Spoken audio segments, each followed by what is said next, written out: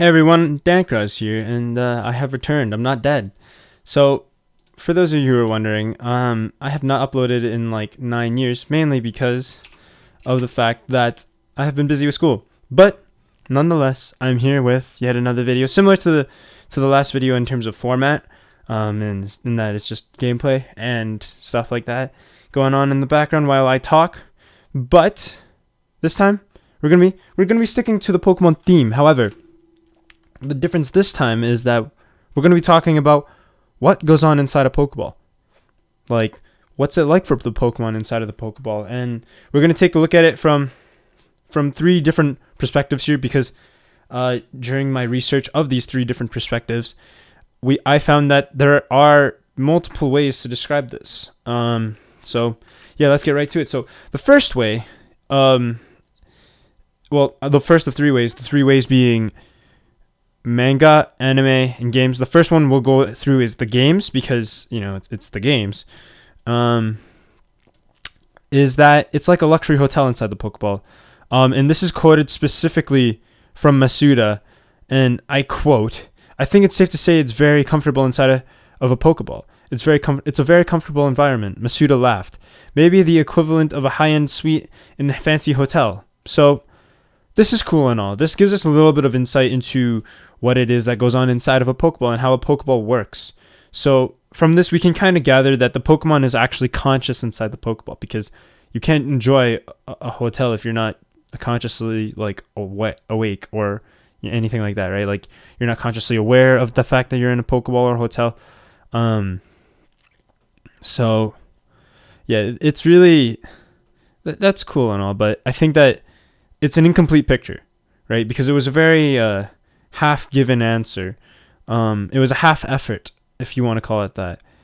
And so to kind of, for me, I guess, just for the sake of my own curiosity, I went and looked into the manga, because that's something that I actually haven't seen very often. But no, I thought it would be kind of cool because I have seen some things here and there, but not everything.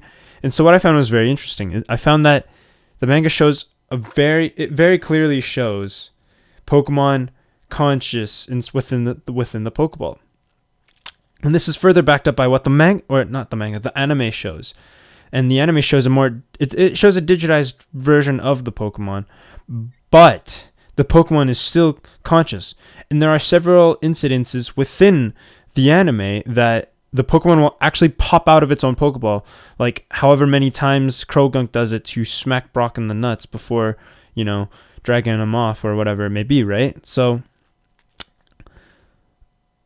in summary, kind of just for the games, it shows that, according to Masuda himself, it's like a hotel. It's like a luxury suite or a fancy hotel, which shows that, Pokemon aren't being treated cruelly and they're not, they're treated with kindness and not just brutally beaten at like the slaves that they are.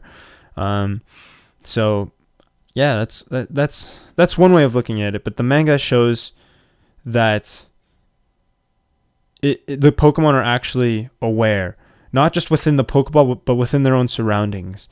And the anime then takes this one step further in that it's not just the ability to be conscious within the Pokeball and with outside of the surroundings, but to actually interact and actually have a choice or a say in whether or not they are kept in the Pokeball. Because we've seen many times in the anime where Pokemon are straight up reject a Pokeball, or they jump out of their own Pokeball for the sake of their trainer, or just for a comedic reason, or whatever it may be.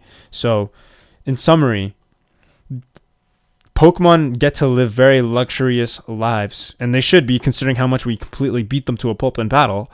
And the manga then shows that they don't just live luxurious lives, but they're actually conscious. They're aware they're awake within the Pokeball. And the anime shows that they're not just within the Pokeball, like they're not just stored in the Pokeball, but